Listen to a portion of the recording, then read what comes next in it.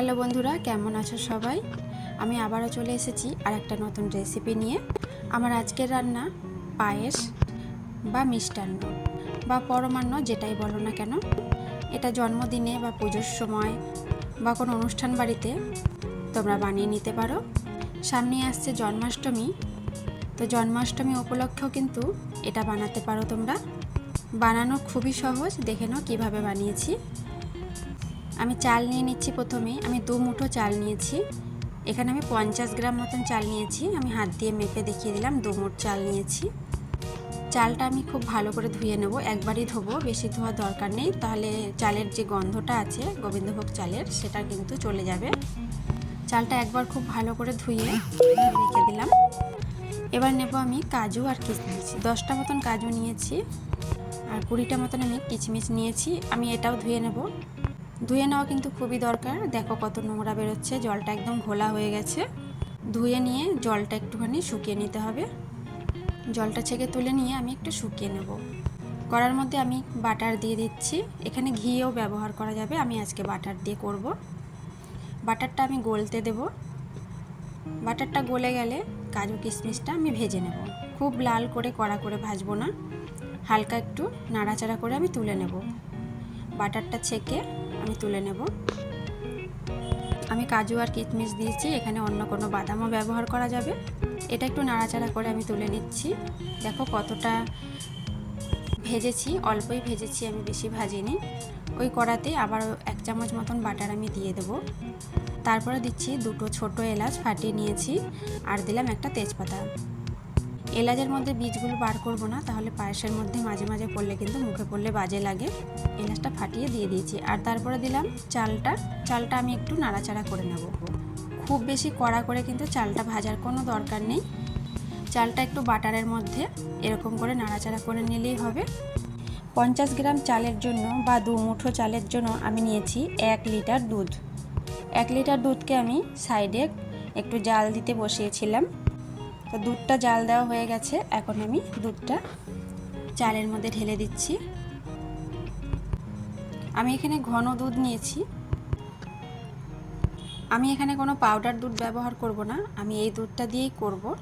Powder দুধ দিতে চাইলে উষ্ণ গরম জলে বা দুধের মধ্যে হালকা একটু মিশিয়ে নিয়ে এর মধ্যে ঢেলে দিতে হবে। আমি এখানে পাউডার দুধ ব্যবহার করব না, আমি এইভাবেই করছি। এই দুধটা যখন ঘন হয়ে যাবে তখন কিন্তু অনেকটাই শুকিয়ে আসবে আর অনেকটাই ঘন হয়ে যাবে।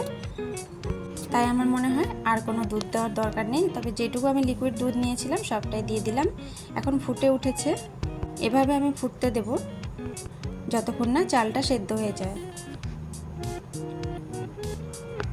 বারে বারে নাড়তে হবে, নাড়া কিন্তু বন্ধ করা যাবে না, তাহলে কিন্তু ওপর থেকে সর পড়ে যাবে আর তলা থেকেও ধরে যাবে। এখন চালটা কিন্তু সেদ্ধ হয়ে গেছে, দেখেই বোঝা যাচ্ছে।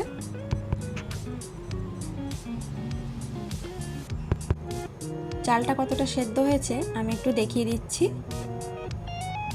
একটা চাল নিয়ে আমি এভাবে চাপ দিয়ে দেখে নিচ্ছি চালটা সেদ্ধ হয়েছে কিনা। চালটা একদম সেদ্ধ হয়ে গেছে। এখন আমি দিয়ে দেবো চিনি।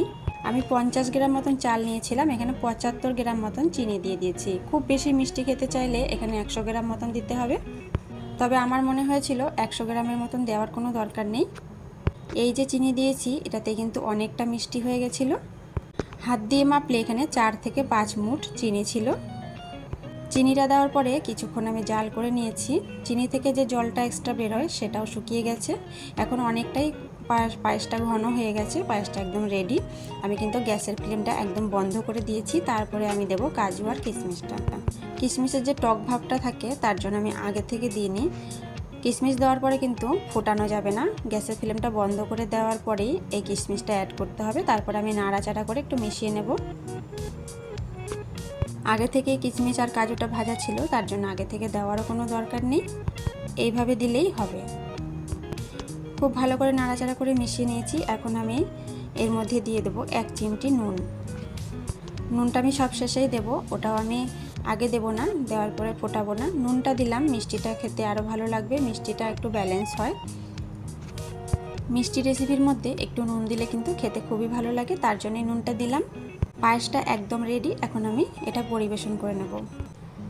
তোমাদের বাড়িতে যদি পুজো থাকে এই ধরনের পায়েস কিন্তু অবশ্যই বানিয়ে নিও। আর এটা জন্মদিনে বানালেও সবাই খুব নাম করবে। পায়েসটা এখন অন্য একটা বাটির মধ্যে বেড়ে নিচ্ছি। পায়েসটা কিন্তু এখন ঠান্ডা হয়ে গেছে। এখন আমি উপর থেকে একটু বাদাম দিয়ে সাজিয়ে নেব। তোমরা সবাই পায়েসটা বাড়িতে একবার বানিও। এই পায়েসটা বানিয়ে খাওয়ালে সবাই খুব নাম করবে। খেতে কিন্তু এটা খুবই ভালো হয়েছিল। ভিডিওটা কেমন লাগলো কমেন্ট করে জানাতে ভুলো না। ভালো লাগলে লাইক করো, কমেন্ট করে জানিও। সবার সাথে এটা শেয়ার করে দিও রেসিপিটা। ভিডিওটা ভালো লাগলে চ্যানেলটা সাবস্ক্রাইব করে আমার পাশে থেকো। আর যদি সাবস্ক্রাইব করে থাকো তাহলে তোমাকে অনেক ধন্যবাদ। আজকের মতন ভিডিওটা এখানেই শেষ করছি। আবারও চলে আসব অন্য কোনো ভিডিও নিয়ে। আর কোনো ধরনের রান্না যদি তোমরা দেখতে চাও তাহলে সেটাও কমেন্ট করে জানাতে পারো।